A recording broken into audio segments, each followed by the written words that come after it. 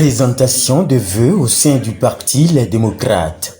En début de cette nouvelle année, les militants de ce parti ont voulu formuler leurs vœux à l'homme qui préside la formation politique dans laquelle ils militent. Occasion pour leur porte-parole de rappeler le calvaire qu'ont vécu le parti et le peuple béninois au cours de l'an dernier par la faute du régime de la rupture.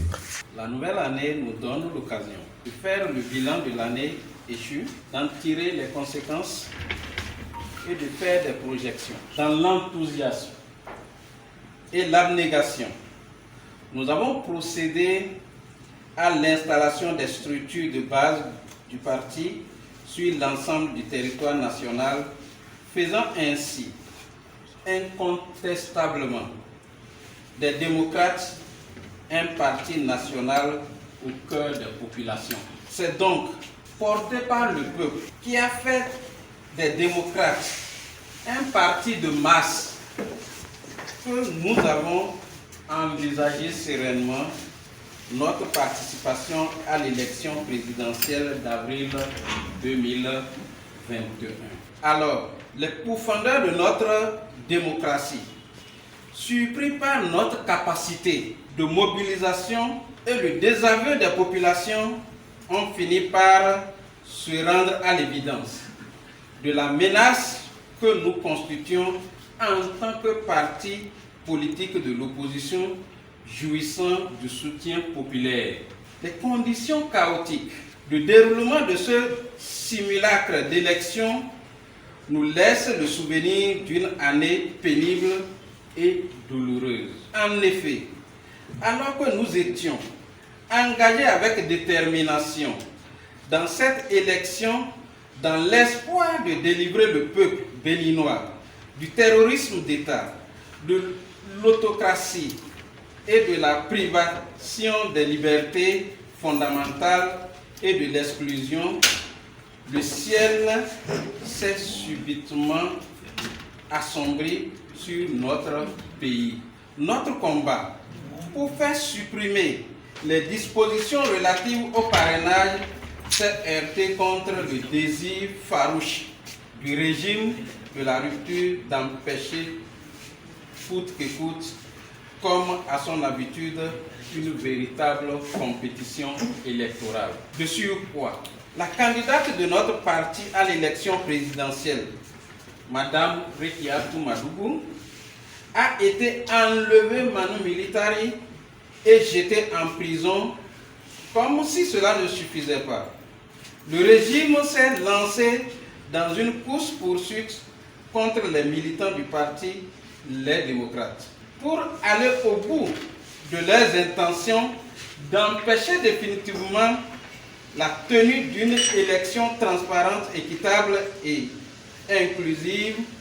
Les soi-disant compétiteurs nés ont organisé une chasse à l'homme aboutissant à l'arrestation du candidat Joël Aïbo et à la mise arbitrairement derrière les barreaux de plus d'une centaine de nos militants qui, pour la grande majorité, y croupissent encore. Par ailleurs, cette situation des plus regrettables a contraint à l'exil et à la clandestinité bon nombre de nos cadres. Renoir Tchadé a également dressé le tableau des activités majeures accomplies en 2021 par les démocrates avant de transmettre les vœux des militants au président. Il est important de souligner que malgré la tempête, notre parti, sous votre leadership, tel un réseau, a plié mais est resté debout. En témoignent plusieurs actions et événements majeurs que nous avons pu organiser au cours de l'année 2021. Il s'agit notamment de notre participation aux côtés du Front pour la restauration de la démocratie et la réunion de Parakou pour exiger la libération de Madame Rekiatou Madougou en mars. De la rentrée politique du 24 juillet, de votre grand oratoire médiatique du 14 octobre, de l'assistance aux populations de Savè, Oké-Owo victimes d'un cas de chavirement de la participation du parti à la GAMI 2021. Il s'agit aussi de la tenue le 11 décembre du Conseil national extraordinaire et de diverses sorties médiatiques des différents responsables de notre parti. Ces différentes activités, ainsi que les sessions réglementaires de la coordination nationale et du comité permanent, ont fortement contribué à nous galvaniser et à nous engager résolument sur le chantier des nouveaux défis qui se dressent devant nous.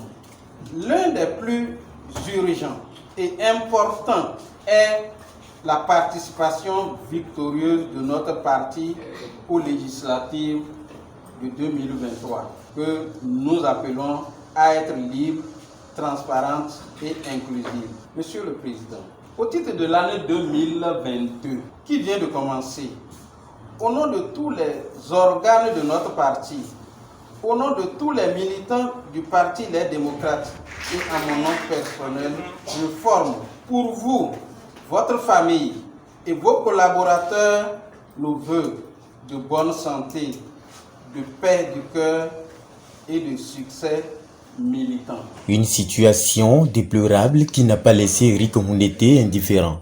2021, les militants sympathisants des partis de l'opposition en général et ceux du parti Les Démocrates en particulier ont été victimes de persécutions de toutes sortes. En effet, plusieurs de nos camarades ont été injustement privés de leur liberté. Plusieurs de nos compatriotes ont été privés de vie. Je veux avoir une pensée profonde pour nos camarades en situation difficile,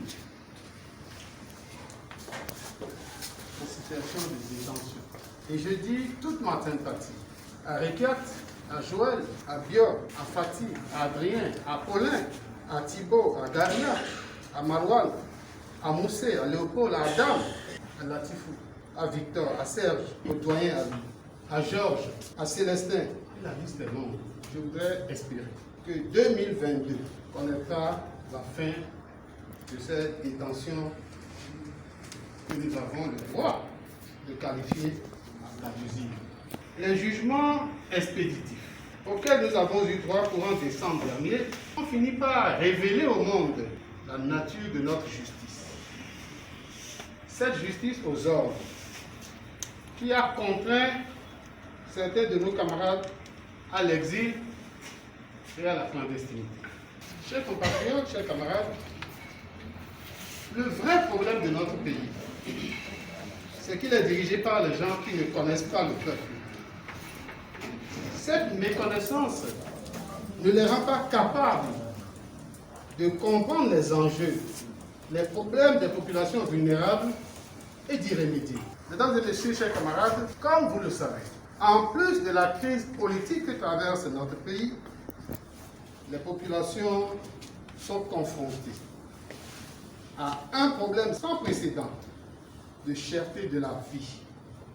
Les prix des denrées alimentaires tels que le maïs, l'huile, le haricot et même le gari, qui aidaient à joindre les deux bouts, ont connu une hausse vertigineuse. Non satisfait de cet environnement déjà étouffant, le régime de la rupture, avec ses députés, a encore créé de nouvelles taxes et augmenté les impôts, traduisant ainsi leur volonté d'asphyxier à jamais les plus faibles.